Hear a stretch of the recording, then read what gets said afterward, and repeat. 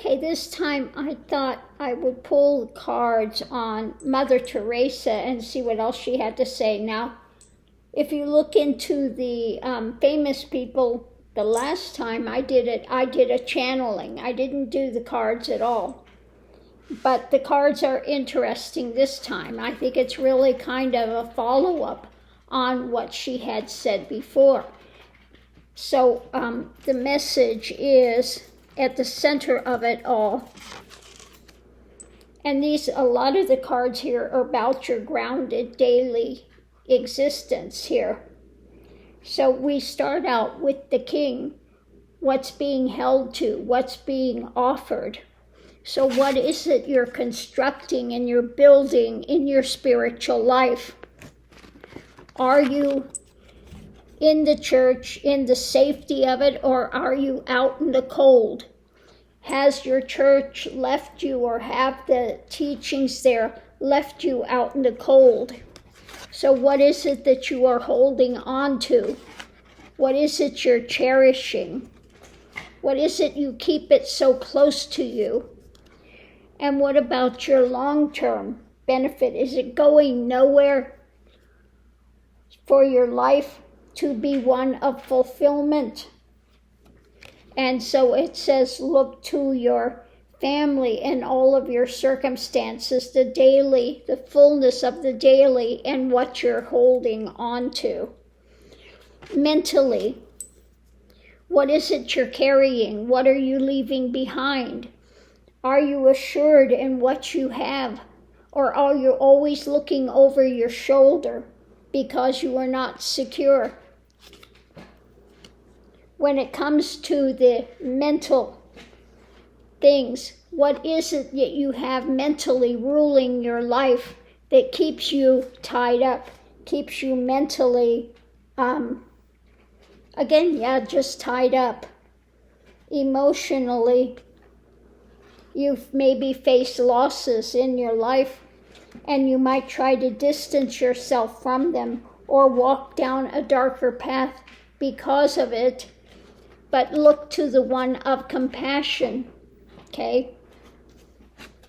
Because he is the one of rulership, the one that holds the power and can aid you in your life to go forward, to make your changes. So it's say, what are the things in your life, the choices that you're making? And look deeper, so that you can temper things and come to a balance in your life and can access the beneficial things.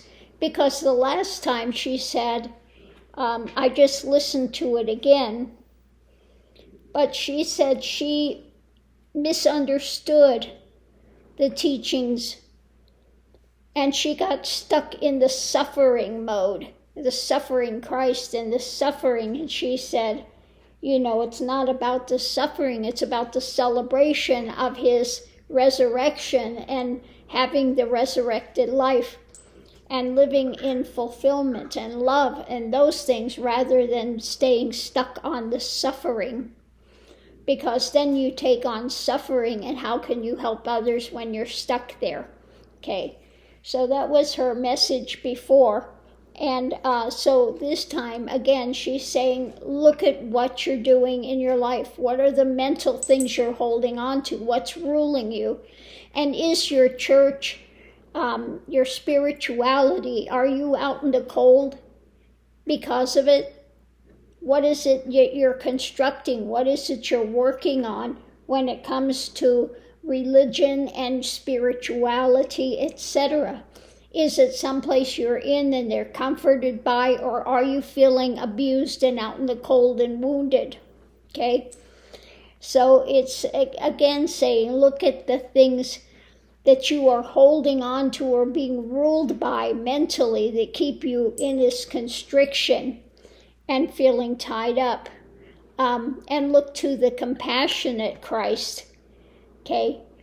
Look to the compassion part of it. And have some compassion for yourself and let go of some of these. Maybe you have to let go of some of these ideations that keep you bound and keep you from living the fullness that you can live. Okay, so there you have it. Very short one, extra with Mother Theresa. Let's do a few 3-card and see what else we have. It's about, holding on. What one is holding on to with what is being given, what you're receiving, and the illusion that maybe you are falling into with that. Some of the darker things and the mistaken notions that you have that are causing you pain. Okay? And you try to keep a lid on it of the emotional upheavals. And so it's about coming to more grounded balance in your actions, where you live, and your daily life. Okay? So it's saying you need to have a grounded action. And look at what's being given, what you have where. Look at the strong ideas that you have, and are you blocked? Are you not open to seeing? Okay, and you have to look at the past, look at the history. Okay, what are you holding on to that comes out of pain? Okay, out of that mental pain. What are you blocked from seeing, and you keep trying to keep repressed? You keep trying to keep a lid on it, and that just continues to fuel this dark illusion and things that you get caught up in. Okay, because there are things always there to be offered to you to help you to stabilize in your life. Okay. So again, it's about looking at the mental constrictions that you have that have been ruling you. Keep you on the wheel of karma and just keep you in that difficult time. Again, it's about what's being held on to. Okay? What is really laying you low, wounding you? Okay? And is it coming from ego? Is it coming from ego, or are you willing to look for something higher? Okay? For the long term. Okay?